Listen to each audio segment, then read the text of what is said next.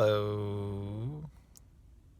So I want to remind you that we are having a free Zoom session/workshop about my new book, Money Your Friend, Thursday, December 21st at 6:30 p.m.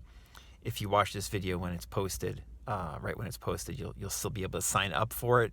If you're not already on my mailing list, you can sign up for my mailing list. The link will be below. And if you sign up for the mailing list, you'll get a link to the Zoom info for the workshop. Money Your Friend, again, the link for that, as well as below, is available for free on Kindle Unlimited or for 99 cents on Kindle if you don't have Kindle Unlimited. Download it now. I wanted to talk a little bit more today just about why in the book, I use this, first of all, why I call it Money Your Friend, right? And why in the book, and in general, I like that term relationship when it comes to money, when it comes to supply, when it comes to abundance. Cultivating a increasingly more positive relationship with supply, including your supply of money, including money itself. We hear this a lot, and yet it can be hard to do it.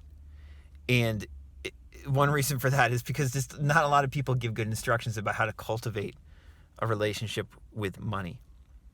Those that do are great teachers. Richard Dotz, we last video we were reading from him. He's an example of someone who talks about how to cultivate energetically, you could say, a relationship with money. A few other modern teachers that I've often mentioned when it comes to cultivating this money relationship that are really great are Amanda Frances and Genevieve Rackham.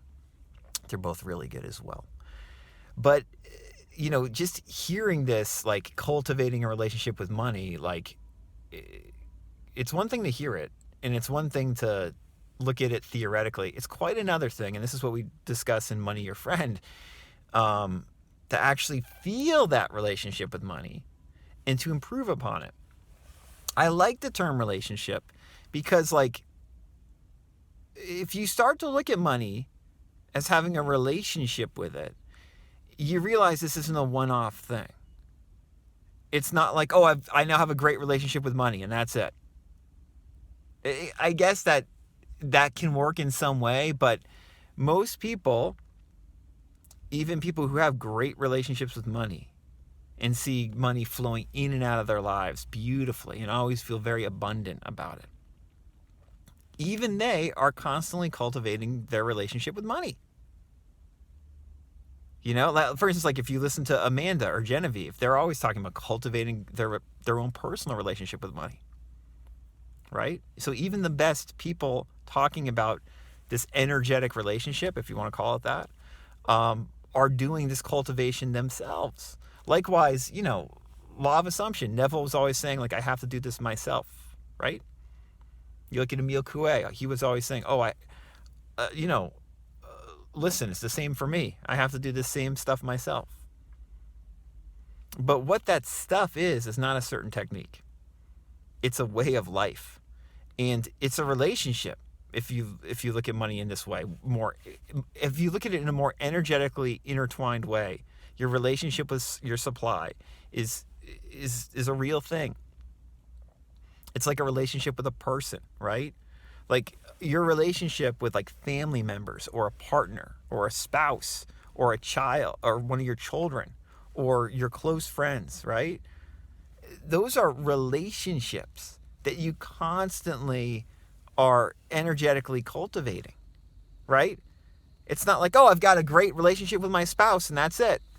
No, a great relationship with your spouse means that you are constantly cultivating this energetic relationship, this positive, loving, wonderful relationship in your communication, in your actions with one another, right? Constant cultivation. That's how good relationships work with family members, with friends, right? And it can, and dare I say it probably should, be the same way with money. You want to constantly cultivate this relationship, because what happens is sometimes we feel good about money. We feel energetically charged up about it. We feel abundant. We feel good.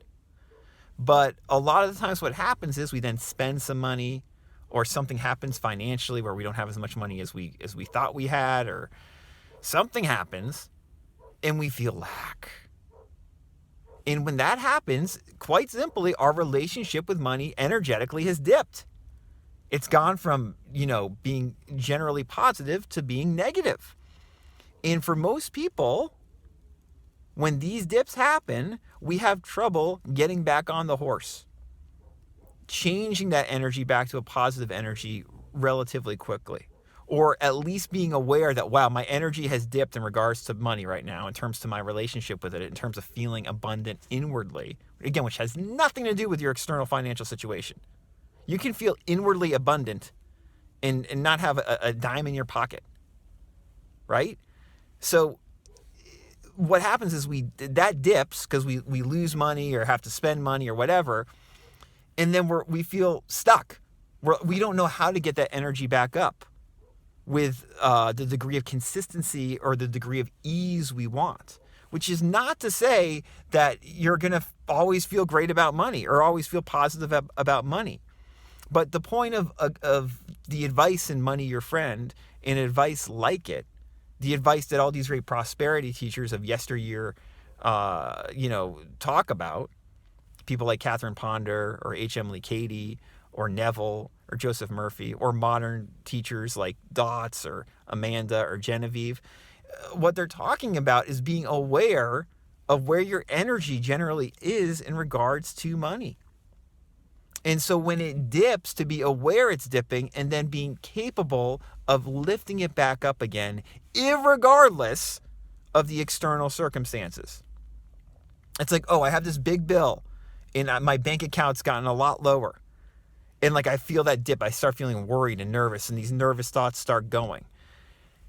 How can I pull myself out of that relatively easily, instead of having it be relatively difficult or very difficult? And a lot of people just just won't do that.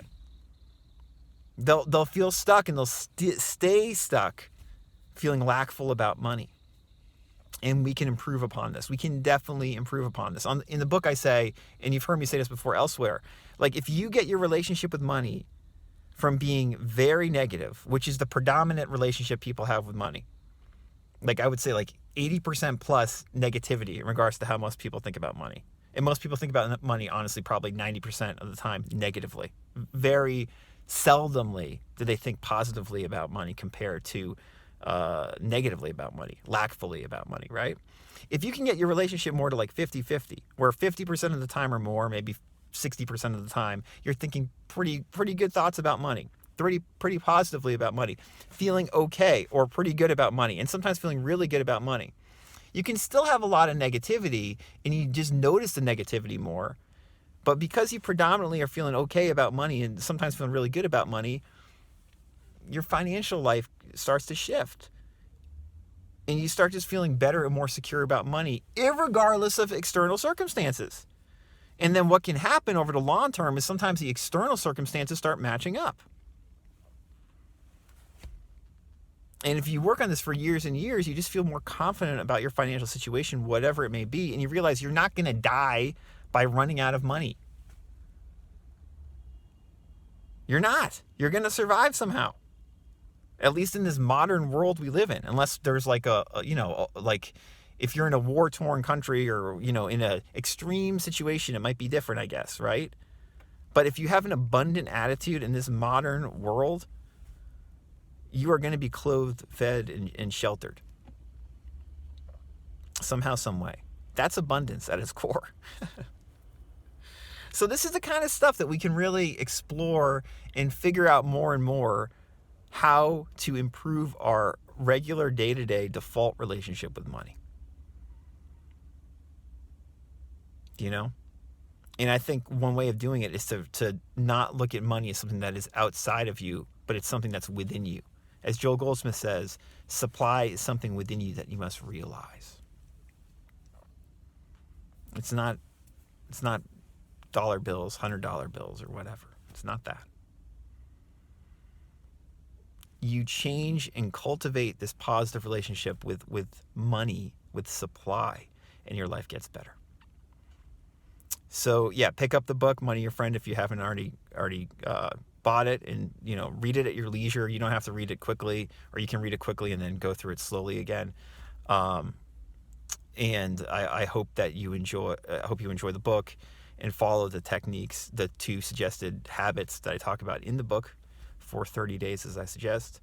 And you don't have to do that. I mean, if you want to just look at the information and get some of the larger picture advice that we just spoke about from the book, you can do that too, if you're already very familiar with various similar techniques, which many of you are.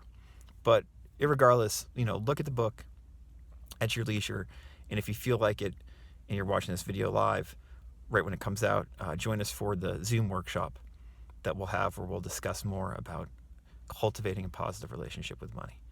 Until next time, I can be reached at info@radicalcounselor.com.